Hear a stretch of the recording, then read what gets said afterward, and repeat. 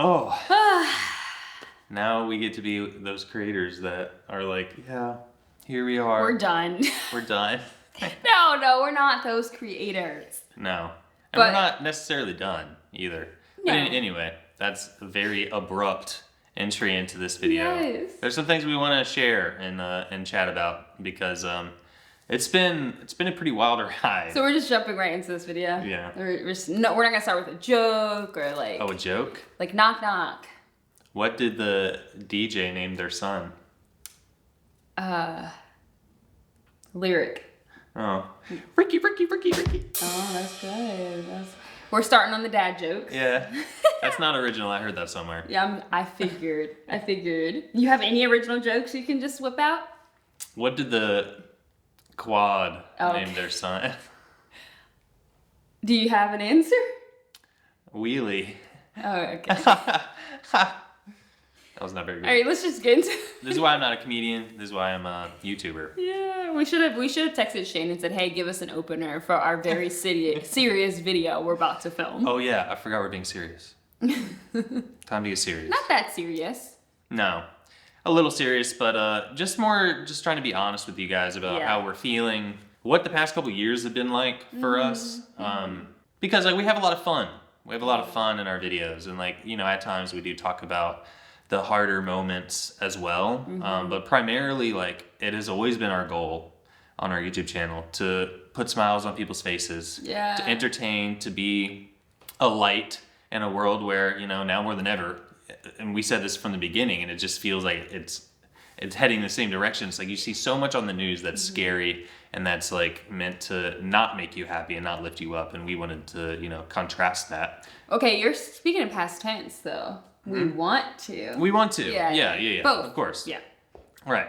And I feel like we've done that pretty well. But there's also just a lot going on. Yeah.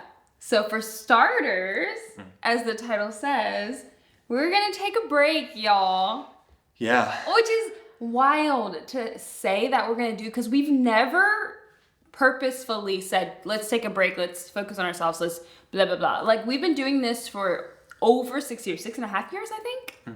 6 years in May, so almost 6.5 years. And we have never sat down and took an extended break. We've taken like a couple weeks off before, like recently we took 2 weeks off, but we've never taken an extended break that didn't have like an end date.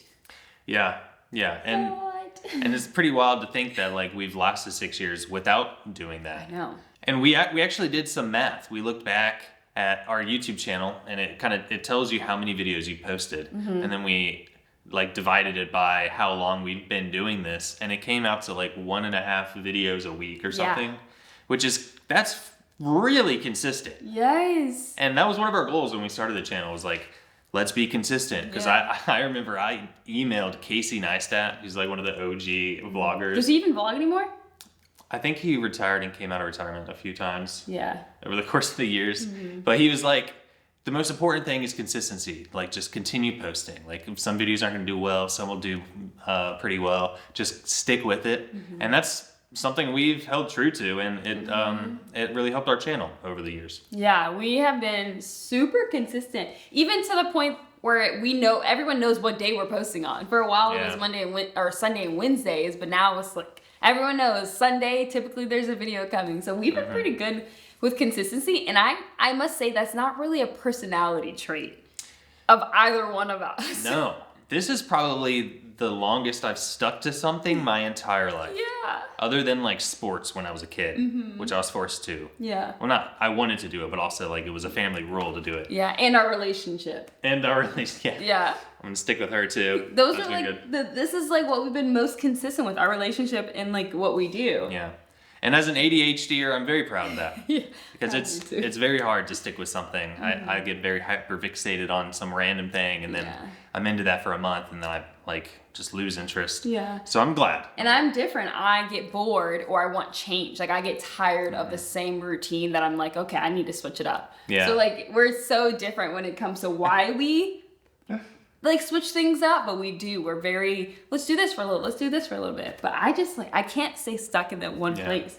It's like every other week, Charisma's like, yeah, I think I'm like gonna pick up a part-time job. I know, because I love what we do. I love what we do, but sometimes I want to do something else. I want to do more. I'm like, oh, I want to go volunteer at this nonprofit organization and help out there. It just it fills my cup. It makes me feel good to do this and to do that and to help this person, help that person. Yeah. Anyway. Maybe you also have ADHD in a different way. I think ADHD, like, yeah, potentially. Anyway. I don't know. Anyway, yeah, it's wild to us looking back at the years.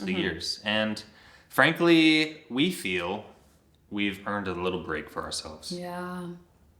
Yeah. And there are other reasons why now is the time where we're deciding to do this. Yeah. A big part of that is our last year. Last year was quite the year in terms of all of the fertility treatments we were doing. I don't know, like, I know that we've discussed it in previous videos, but it really, really took a toll on us. Yeah. It was a year straight of fertility treatments. And a large portion of that with injections, hormone injections, and that literally has an effect on your body in a big way. And it's hard to go through something like that and not feel everything it's doing to your body. Yeah, it was rough. I think it was rough for both of us for very different reasons. It physically affected how my body function on a day-to-day basis, especially hormonally. And I think for a long time I felt very strong bouts of depression and anxiety. I still do. I already deal with anxiety, but it definitely exacerbated those. Why am I using such big words right now? Because you came off a board call today. I know. Yeah, you're just feeling like so boardy. Let me tone it down. Speaking of bored, get it? Oh, good one. Did it? Yeah, hey, there's my joke. Oh my gosh. Okay. Anyway, no, it definitely made my symptoms more exaggerated and more prevalent.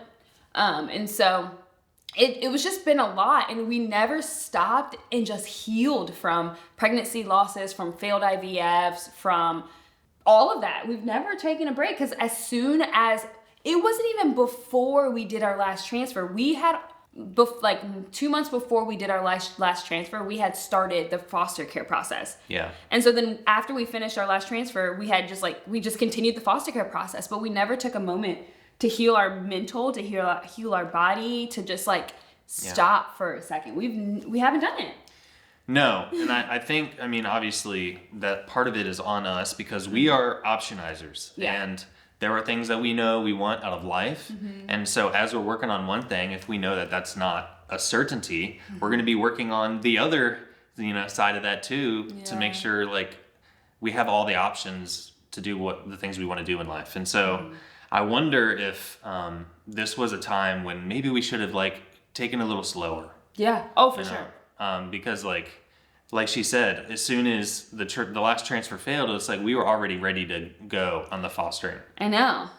And we got a placement pretty quickly. Yeah, we did, yeah. And so at no point did we have time to really sit with what had just happened, which was spending a year and a lot of money on something that we wanted and didn't get. Yeah.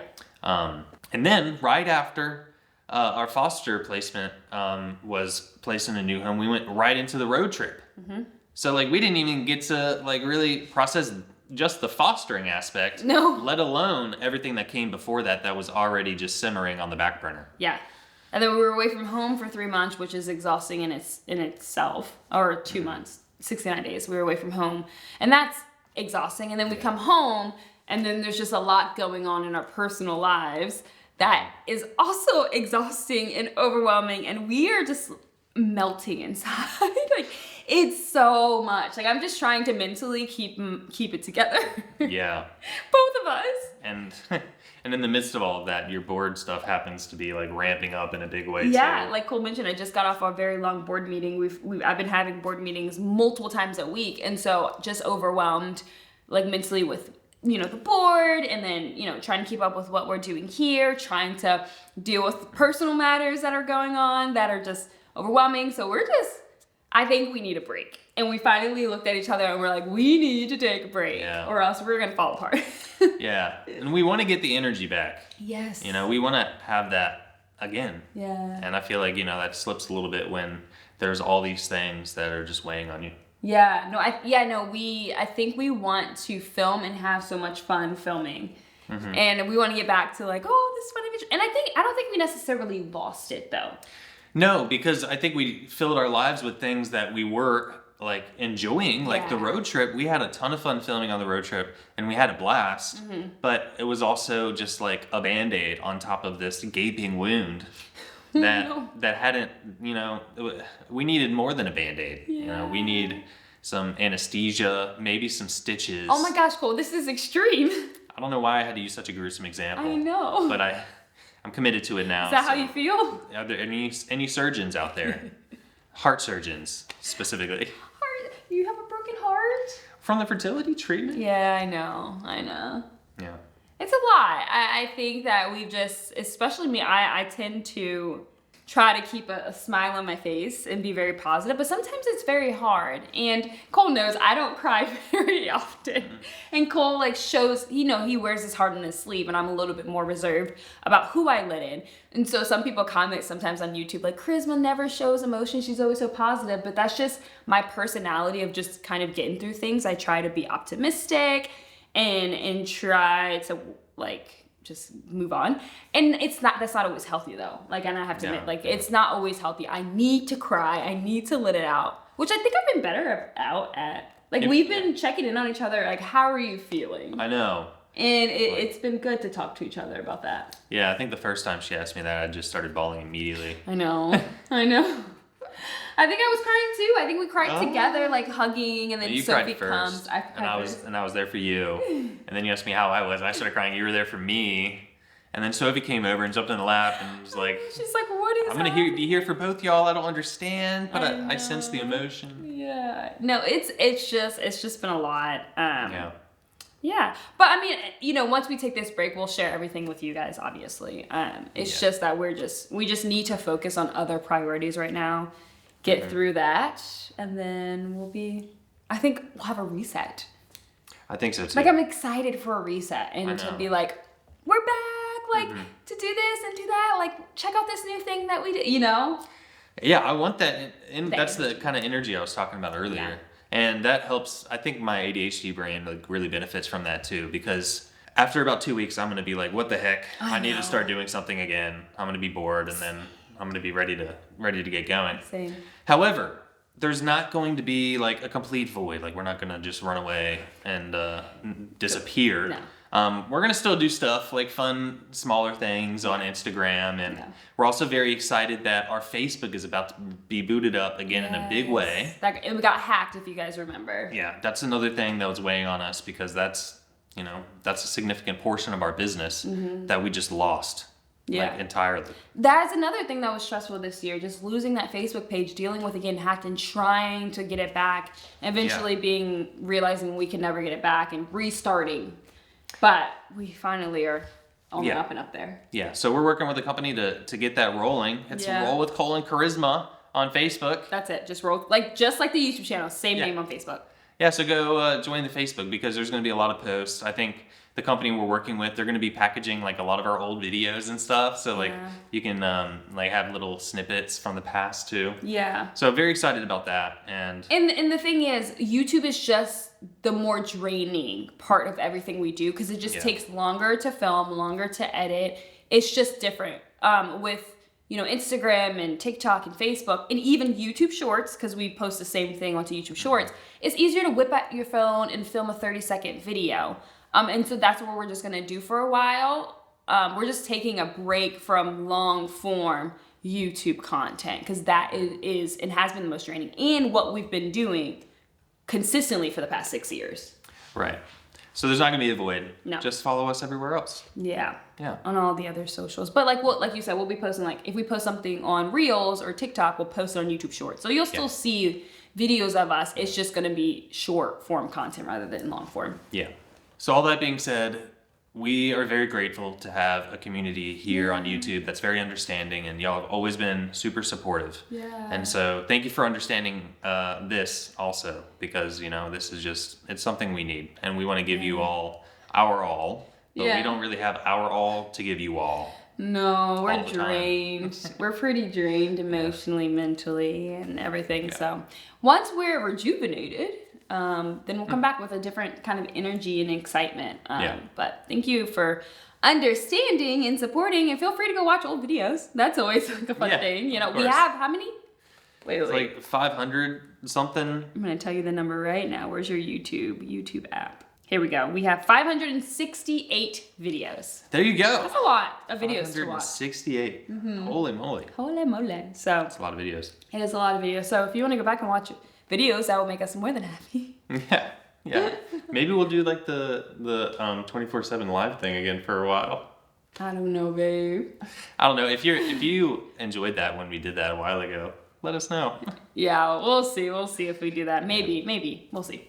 All right, y'all. As always, thank you for watching. Yes. Don't forget to like, comment, share, subscribe, and stay positive. And we'll see you.